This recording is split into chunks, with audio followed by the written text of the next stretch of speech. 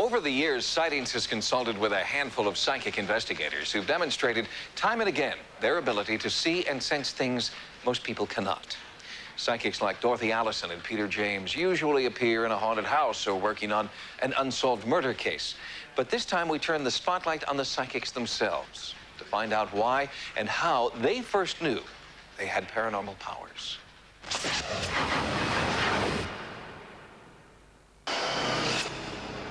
American culture, American society, contemporary United States is not unique in having individuals that people go to divine, to tell the future, to give advice on spiritual matters. All people, all cultures believe in psychic phenomena. But in a modern world where science is judge, jury, and executioner, can psychic ability ever be proven beyond a reasonable doubt? For those who claim it, psychic ability can be a blessing or a curse, a surreal movie that plays without warning, or a disturbing montage of images. It can come in a dream. It can bring on unexpected and overwhelming emotion. It is an ability that can be developed or can literally strike with a bolt of lightning. When I was about 5 years old, I discovered that I had so-called childhood imaginary playmates. For renowned psychic Peter James, his realization of a psychic gift came early.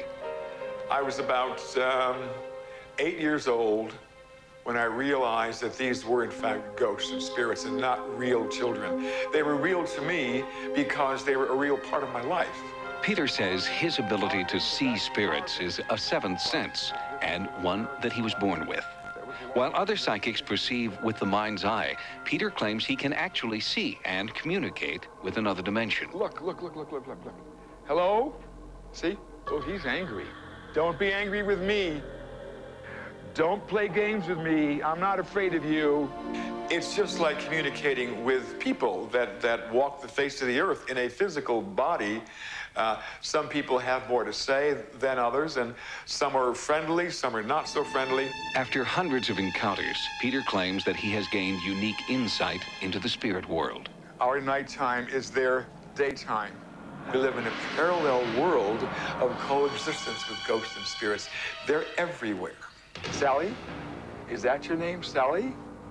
Nowhere has this been more evident than during a series of sightings investigations into the Heartland Ghost, a spirit Peter identifies as Sally. There's an entity in this room right now. No doubt in my mind. On this night, Peter claimed to feel, then see, then be attacked by the entity. Something is burning my face, like right now.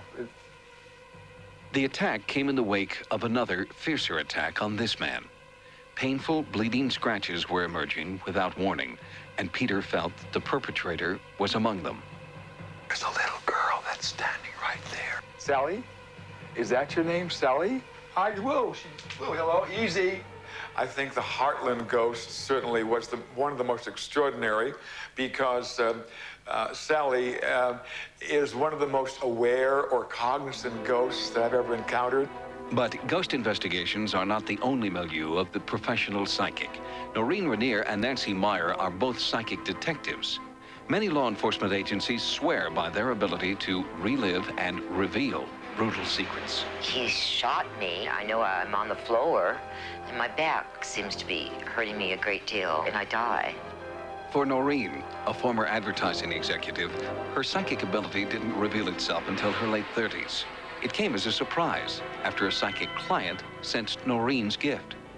It was like stepping on the moon once I entered into this. I could touch a ring or watch, and I could see pictures in my head. When things started happening to me, I thought that perhaps I was insane. Since I didn't believe in psychic phenomena, there was no other explanation to why these things were happening. Noreen wanted to use her psychic ability to help others and was drawn to the challenges of police work. She used a technique called psychometry, touching items from the crime scene and then speaking as the victim. I can feel the way they felt. My vocal cords don't change very much, but my posture, sometimes my facial features will change slightly. I see the way they see because I'm not me anymore, I'm them. And sometimes I hurt very much when I'm being killed.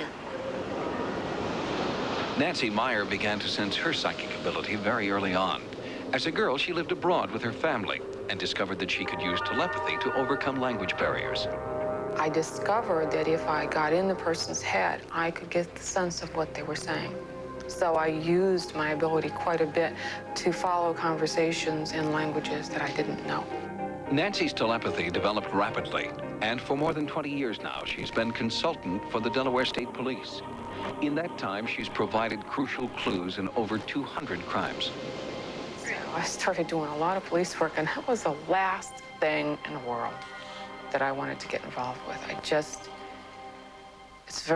It's very overwhelming. It's kind of hard for people to understand that when a person who is as sensitive as I am does a reading, it looks easy, you know, because I just start rolling. But I have to use a very strong system of blocking within me in order to keep the victim's pains. I have to keep a separate vision. I have to stand right beside her. I have to be able to pick up and follow where she is.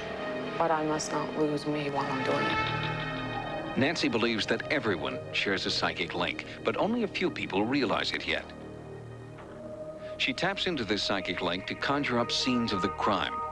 Sometimes this means accessing the psychic imprint found only in the mind of the killer. I have trouble being in the middle of a murder victim's thought patterns. I have to try to shift into the mind of the killer. Nancy says that she perceives her psychic impressions as if someone had filmed the crime. It's three-dimensional, it's in color. It's like watching TV or a movie, only you are standing in the scene. The color is often stronger and more vivid than real life. When I'm doing the murder scene, that vividness is a real problem because it is almost larger than life. It's like looking at a big screen movie that I'm in the middle of. And that's sometimes frightening. UCLA folklorist Patrick Polk knows that psychic ability cannot be proven scientifically, but he still sees a vital need for the phenomenon. I think psychics provide a very basic and very important service in that they help address issues that people can't find solutions to on their own. Nancy believes this role only scratches the surface and that a psychic gift could save the planet. If the world blew up tomorrow, the scientists wouldn't be any use to us, the psychics would be. Because they could teach you how to plant, even if they had never planted before. They could find water. The dowsers would find what we needed. This is what's going to probably be needed again sometime in history. We asked all of the psychic investigators in this story if they would give any advice to viewers who wanted to cultivate their own untapped psychic powers. In every single case, their advice was the same, to borrow an old phrase. How do you get to the Psychic Hall of Fame? Practice, practice, practice.